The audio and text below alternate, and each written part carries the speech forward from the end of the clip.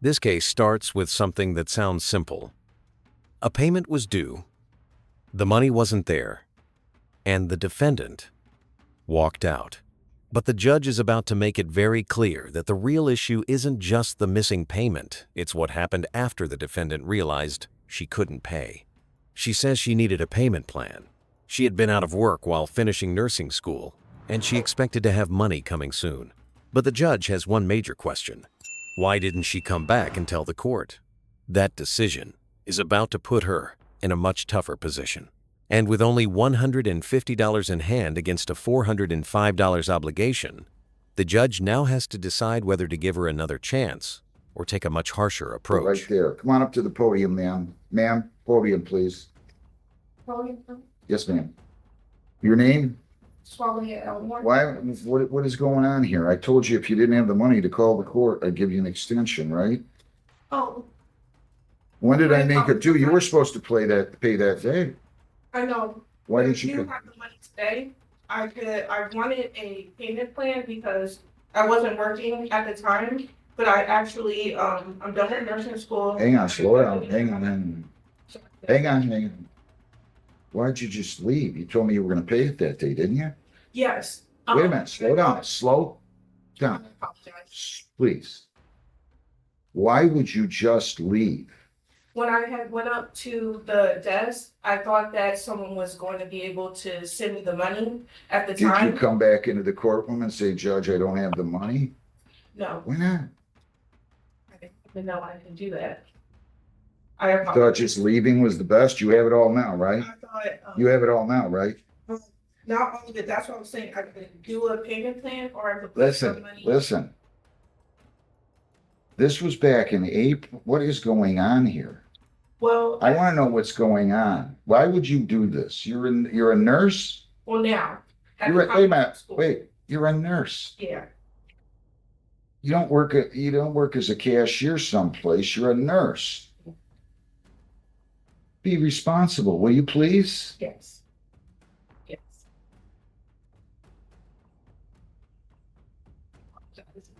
But I'm done with school now, so. Well, I'm glad you're done with school and I'm glad you came with some money. I hope you came with a lot of it.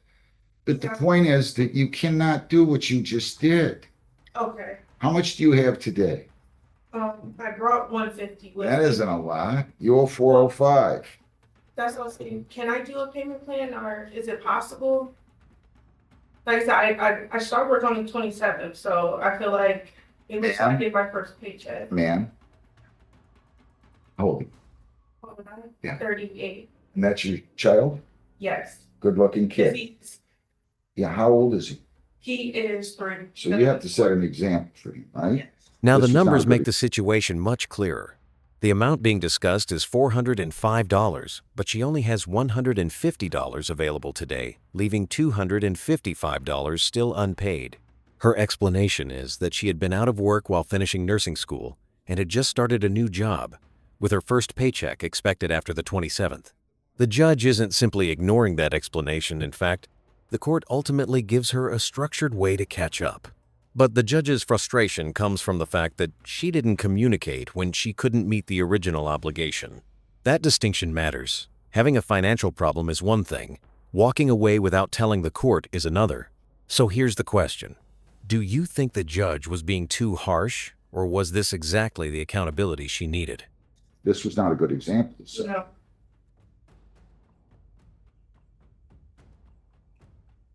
when do you start your work?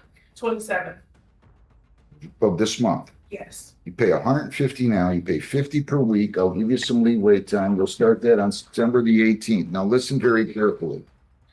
You don't have the money, you call the court, you can either come in, Your Honor, before the due date, or I'll give you an extension, but you cannot ignore a court like this. Do we understand one another? So if you don't have the money, what are you gonna do? Honor before the due date at 8:30, right? Yes, Or you can call. It's easier if you know how to use Zoom. They'll put you on Zoom. I'll give you an extension, but please don't do that again. Okay? well, I gotta be mean then. I don't wanna be mean. I could send you to jail today and I don't wanna do that. Get out of here before I change my Judge, mind. Good luck. you know, Patrick, Myron, come on. Judge, Yes. I'm sorry, it's something interrupted in there. It was 150 today, and then what was she paying? 50 a week starting September 18th. Thank you. And that's where the judge draws the line. Instead of sending her to jail, the court accepts $150 immediately and establishes a payment plan of $50 per week beginning September 18th, while also making the communication requirement crystal clear. If she cannot pay, she needs to contact the court or request an extension rather than simply leaving. The broader lesson here is accountability and communication. The judge clearly recognized her situation. She had finished nursing school, started a new job, and was trying to make a payment, but still emphasized that court obligations cannot simply be ignored. In the end, she received another opportunity, but with a very clear warning about what happens if she ignores the court again. Do you think the judge got the balance right between accountability and giving her a second chance? If you found this case as shocking as we did, make sure to hit that like button. Share your thoughts in the comments, and don't forget to subscribe for more jaw-dropping courtroom breakdowns.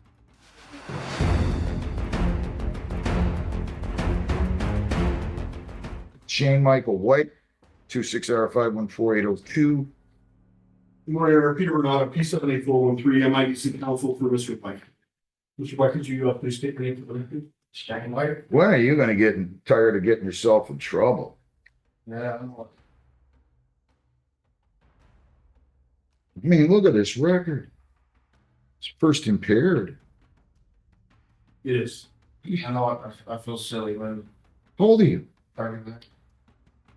When are you gonna grow up? I had a long stretch. I did real good for a while, man, with loosening some things. Well, you just got convicted of another felony back in April. I know it. You're gonna get to face that judge as a result of this plea. On a probation violation. I've been dealing, going back and forth with court with them, and they're tracking this case. I go back there next week. Gosh, life's so much easier if you don't get in trouble. Know it. It's hard enough, don't you think? I think it's hard. And these things happen, and then you sit and think, like, why am I doing this to myself? I know. Right from the opening, this case is already carrying serious baggage. The judge is dealing with what is described as a first impaired offense, but the bigger issue is the defendant's extensive prior record and the fact that he was recently convicted of another felony. The court is also told that 2 years of probation is being recommended.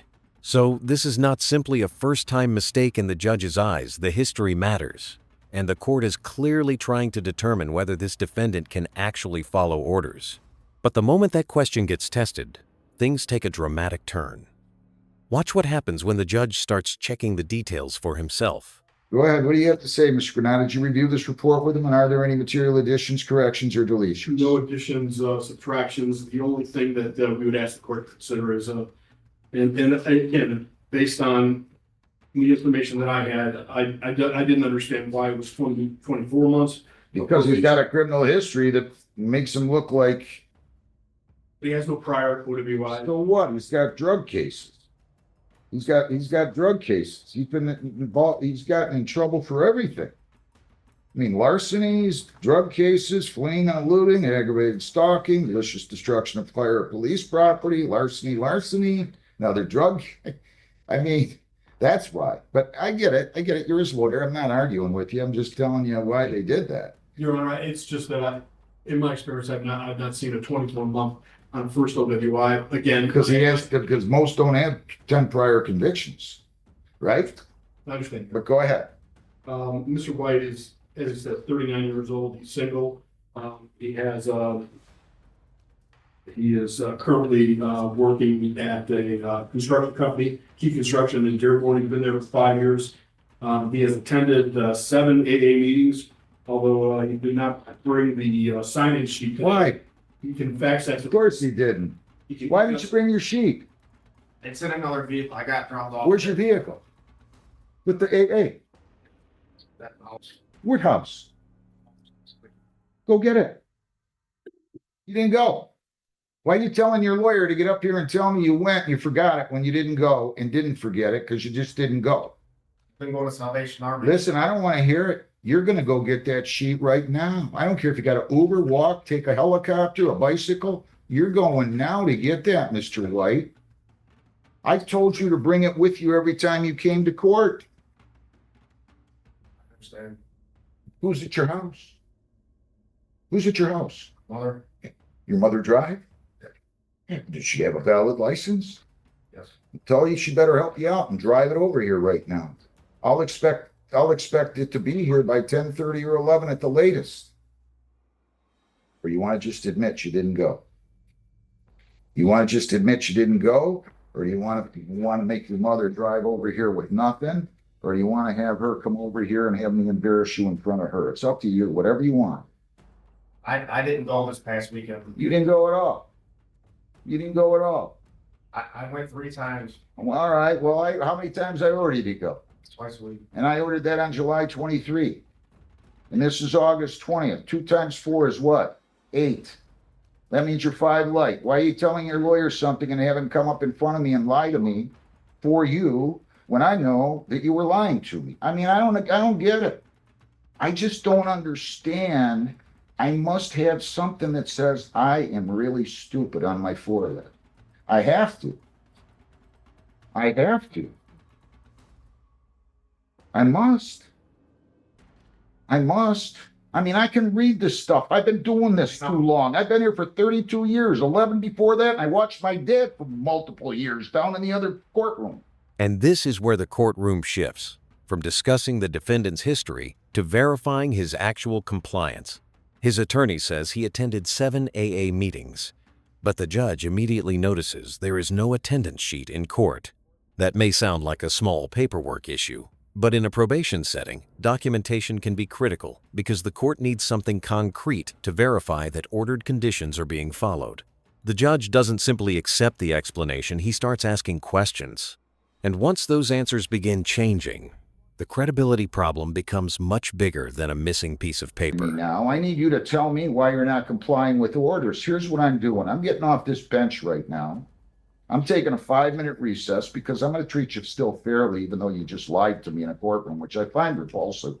The only thing worse than lying to me in a courtroom is lying under oath to me in a courtroom. At least you weren't under oath. That's perjury. But we're not in a bar here. This is the key mathematical moment in the hearing.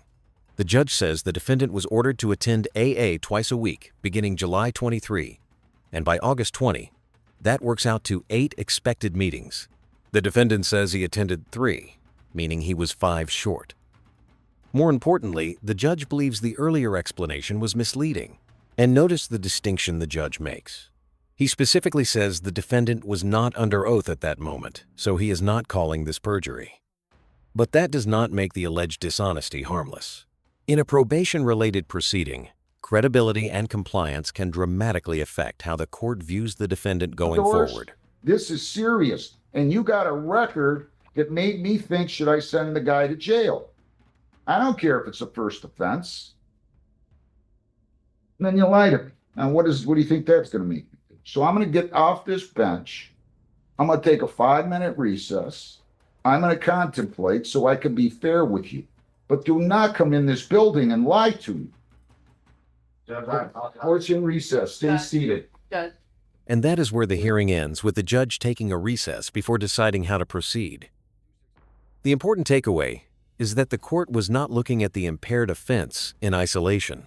The judge considered the defendant's prior convictions, the recommended 2 years of probation, the court-ordered AA attendance, the documented shortfall in meetings, and most importantly, the credibility issue that developed during questioning.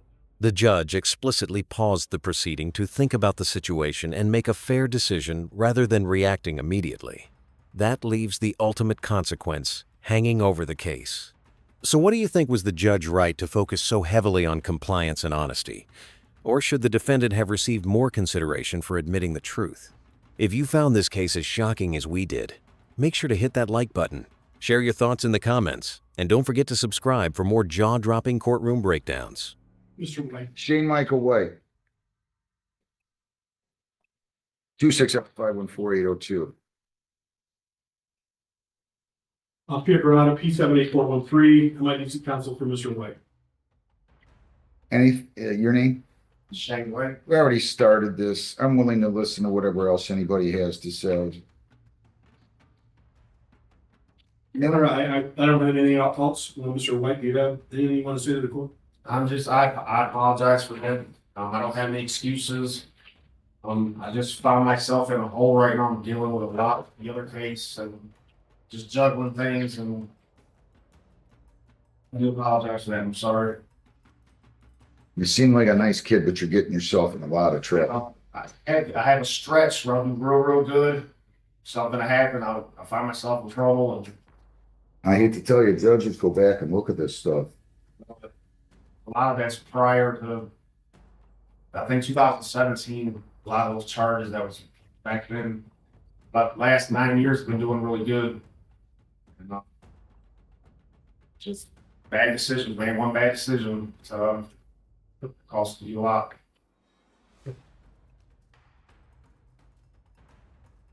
I do apologize for that, and I will make it to meetings. This is the 21 moment where the defendant finally stops explaining and starts accepting responsibility. He admits there are no excuses, acknowledges that he has made bad decisions, and tells the judge he intends to attend the required meetings. The judge, meanwhile, makes an important distinction. While White's record contains numerous older charges, the court also recognizes that he had reportedly been doing well for several years before this incident. That history appears to matter because the judge ultimately chooses probation rather than immediately sending him to jail. But make no mistake, the conditions that follow are strict, and the court is making it clear that this is his opportunity to prove that he can stay on track. 20 months probation. You cannot leave the state without the consent of the court. You cannot violate any law or ordinance. If you change your address, place of employment, or home telephone number, you must notify probation immediately. You have to report as directed. No alcohol. No alcohol. No drugs, no marijuana, no illegal controlled substances. You're to submit to chemical testing, PBTs, and ETGs. I will cover that in a second. Kratom poppy seeds and CBD oils are prohibited. Consuming food or other items containing those substances will be deemed a violation. You're going to submit to chemical testing, PBTs, and ETGs. I'm going to make that weekly for 2 months. If you're clean, then 2 months more, bi-weekly. And again, I want to be clear. This is a lot driven by your record. But I'm also recognizing this is a first offense drunk driving. So it's weekly for 2 months, bi-weekly for 2. If you're clean on those, then monthly. Attend AANA 3 times a week until you're in intensive outpatient treatment. Once you get in intensive outpatient treatment, you no longer have to attend AA or NA. I'm also ordering the Victims Impact Panel, which is 1 night, put on by Mothers Against Drunk Drivers. So far, do you understand the sentence of the court?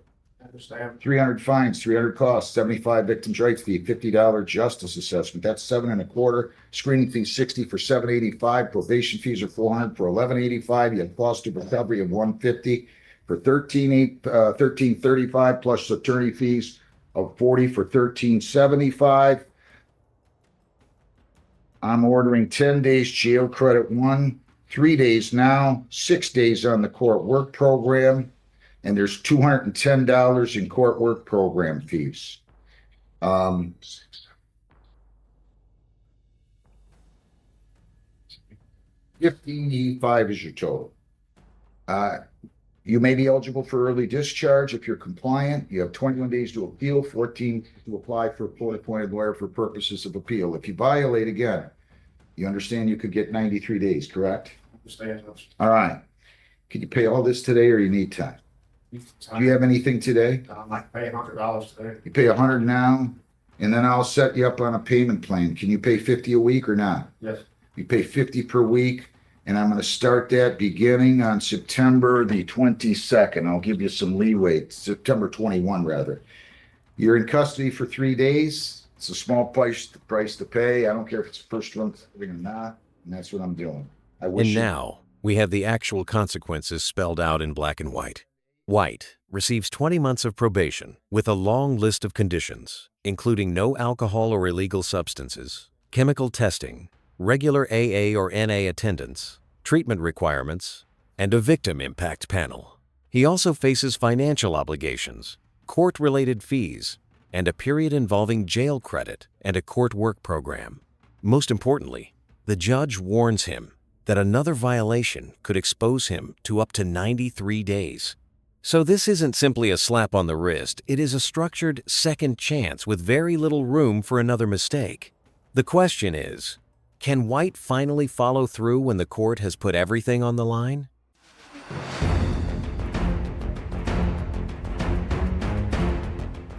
At first glance, this looks like a relatively straightforward sentencing. Dustin Aldridge is facing a first offense. His attorney says he has no prior criminal history, and the recommendation appears reasonable. But then the victim gets her opportunity to speak, and suddenly the numbers tell a very different story. Her car was valued at around $3,000. Repairs were estimated at roughly $5,000. And she says she has also been dealing with medical expenses and transportation costs. This is where sentencing becomes more than just punishment. It becomes a question of what losses can actually be addressed through restitution. And the judge is about to dig into every dollar. Sir, is there anything that you would like to say? No, Your Honor. All right, ma'am, what would you like to tell me? How old's your son? My son is 1. Were you injured or was your son injured? It's like back pain for a couple of days, but no major injuries. My son, luckily, he was okay. He didn't have any injuries. Glad to hear that. Good looking kid. Thank Huh? you. All right, what do you want to say? Would you like to tell me anything? Yes, I just want to say, like, since he's in my car, this made my life very difficult. It's been very expensive for me to get back and forth to work. It was super unexpected. I was actually headed to work when he hit my car, so it's just been a struggle to get back and forth, not having a car anymore. The Uber fees are very expensive. What happened with the car? Did it get totaled? Pretty much, yes. Did you- To get it fixed is more than the car is worth. Did you have a deductible? No. My deductible was, I think, like maybe $500, so it didn't really cover much of what the total was. Well, what was the total value of the The vehicle? total of the value of it was $3,000. To get it fixed was $5,000. Who paid for that? I have to pay his insurance covers some, and the rest is out of pocket. So I'm Well, man, slow down. I want to make sure I understand this. Yeah, right here. Get that. You have a vehicle that you think is valued at $3,000. Yes. How much did the insurance cover? They covered three. I 300. still have to pay for the rest of the balance. Wait, slow down. I want to know. You think the vehicle's worth 3,000? Yes. When you say they only paid 3, what do you mean 300? No, they covered the $3,000 because I did a mini torts claim from his insurance. I see. Yeah. So they paid the value of the vehicle. Right, but I They didn't pay the amount of the note. exactly. So- This exchange is here's- important because the judge is drawing a line between the value of the damaged property and the amount the victim still owes on the vehicle. The insurance payment apparently covered the vehicle's stated value. But that does not automatically mean every remaining financial obligation can simply be transferred to the defendant as restitution. The judge is carefully trying to determine what loss is legally recoverable, what insurance has already covered, and what remains genuinely uncompensated. And that is why he keeps stopping the victim and asking her to slow down. The details matter here. Exactly. So here's the problem. I can't really give restitution Okay, over and above the value of the vehicle. right. If they hadn't covered anything, I'd order him to pay the 3,000. Okay? What about the Uber fees that I had to pay because my car is still not fixed? I'm still having to pay off that balance of the car because I just chose to get the car fixed regardless. I'd rather get the car that I know has been reliable fixed than go buy another car for $3,000 that's probably not going to be reliable. Okay. How much do you have in Uber fees? At least about maybe $400 plus my medical bill that I did get from the ambulance, which was $1,000. Slow down. Just slow down for me. Have you made a claim with your auto insurance carrier and your medical insurance carrier if you have one for your medical expense? Yeah, they did cover my medical bill for the ambulance. Okay, slow down. Just slow down. Okay? Okay. All right. They didn't cover the ambulance bill. No, Did they cover your medical? How much did you go to the hospital I or think that's the hospital, yes. did either your auto carrier or your health insurance provider, if you have one, cover your medical expense at the hospital? No, I have the bill with me today. They did not cover it. How much is that? That's $1,000. It was not covered within my car insurance or insurance. I have the bill. Did you make a you had valid insurance, right? Yes, I have health insurance. Yes. Did you make what we call, He told me that I had to contact his insurance to get everything done, basically. I have cured auto insurance, and they told me that I had to contact him. And when I contacted them, they told me that that's not necessarily true. that's what I had to do pretty much, which is why I had to file the main tort claim, because I wasn't able to get it back through my insurance. Okay, I want you to listen carefully because I want to make sure you're reimbursed for everything, okay? I'm not gonna go forward with the sentencing right now, Mr. Kulahanis. I'll pick another day when you are available and you can, if you have another day case going on here, I'm sure you do. I'll set it for that date, but let's give her 3-4 weeks. I want you to go to your, do you have health insurance? I do have health insurance, yes. I need a statement from your health insurance carrier. And I need a statement from your auto carrier Okay. as to how much, if anything, that they cover. I want the medical bill. Okay? Mhm. I want the ambulance bill. Now the I case want- gets even more complicated. The victim says she has an ambulance bill and another medical expense that were not covered by insurance, and she is also paying hundreds of dollars for Uber because she no longer has reliable transportation. The judge clearly wants to make sure she isn't left carrying legitimate, accident-related costs that could potentially be addressed. But notice the judge's caution with the Uber expenses. He immediately signals that those may be much harder to award as restitution. Instead of rushing to a number, he pauses sentencing and orders documentation from both the health and auto insurance carriers. That's a significant move because the judge wants evidence, not estimates, before deciding what, if anything, Aldridge should have to pay. I want anything that you think that you're entitled to. The Uber is more, that's tough. Okay. That's kind of tough. But let me think about that. But I doubt I really can't award that. Let's set this out 3-4 weeks. Okay. Will that give you enough time? That'll give me enough You're gonna have to be time. diligent about it. Sometimes insurance companies, let's just say, don't move as quick as I would like. Yeah, So you make sure you stay on them to get all the paperwork. I will. Then what I want you to do is when we're done here, I want you to go into, call Caitlin Foley Carter in here. I want you to go into Ms. Foley Carter and you're going to figure out how you can send everything to her. And I'm gonna tell her to send it to Mr. Bulahanis, 249. And I'm going to then have them try to work it out. And if they can't, we're gonna have a hearing. Okay? Sounds good. All right. Thank you. This is actually a pretty unusual moment of courtroom problem solving. Rather than simply announcing a sentence and moving on, the judge is postponing the sentencing so the financial dispute can be investigated properly. The victim has been told to gather her insurance statements, medical bills, and ambulance bill, while the attorneys are being brought into the process to see whether they can resolve the issue themselves. If they cannot, the judge says there will be a restitution hearing.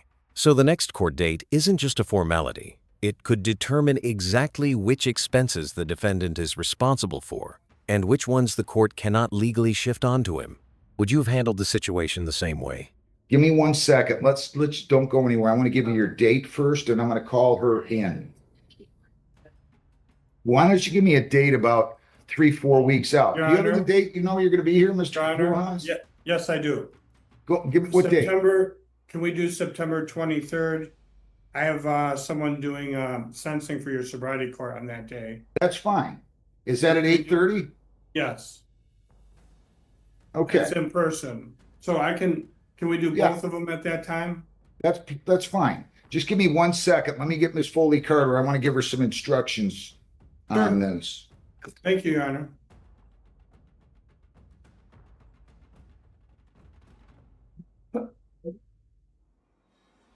It does, well, let me, I'm not gonna repeat myself. Let me just wait for her to come up, okay? Good looking kid, I'm telling you. Thank you. What a good grandpa, a good dad too.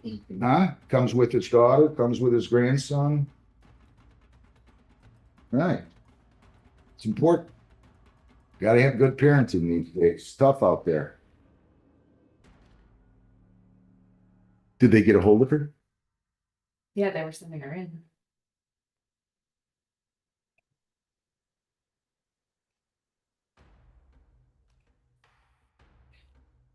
Maybe she wasn't in 249.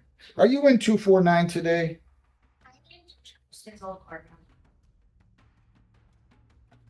Don't I have a docket with you today? You do.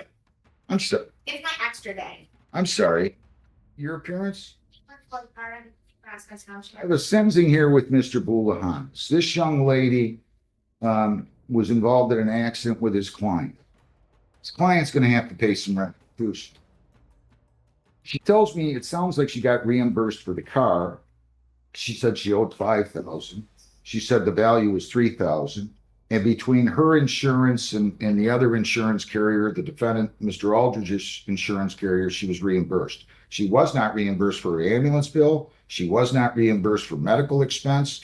I need a statement from her insurance carrier, both of them, that this is not covered by insurance. I'm surprised. She's saying she has auto insurance and they're telling her to go for a medical expense to his carrier, and I just don't understand. I'm not getting into it, but I'm telling her to get your phone number. We're setting this for September 23 at 8:30. I'm adjourning the whole sentencing. Mr. Boulahanis is going to be here in person with his client on this and another case, and I'm hoping you two can resolve it. If you can't, we're going to have a restitution hearing plus the sentencing at that time. So it'll be September 23 at 8:30. I'll ask you to give you her phone number, your We've talked before. okay, and your email address, and she can send everything to you, and you can send it to me with a CC to Mr. Boulahanis. Fair enough, Mr. Boulahanis? That was great, Your Honor. All right, that's what we're doing. Have a great day. Good luck. Thanks for coming. And Thank that's you, Your where Honor. this hearing comes to a close, with sentencing completely adjourned until September 23 at 8:30. The judge's focus was not simply on punishing Dustin Aldridge. It was on making sure the victim's legitimate losses were fully documented before the court made a final decision. Her vehicle had already been reimbursed for its stated value, but questions remained about medical expenses, the ambulance bill, and other claimed losses. The judge ordered both sides to exchange the necessary documentation and made it clear that if they cannot reach an agreement, the court will hold a restitution hearing alongside sentencing. What do you think? Did the judge strike the right balance between protecting the victim and making sure the defendant is only ordered to pay what the evidence supports? If you found this case as shocking as we did, make sure to hit that like button, share your thoughts in the comments, and don't forget to subscribe for more jaw-dropping courtroom breakdowns.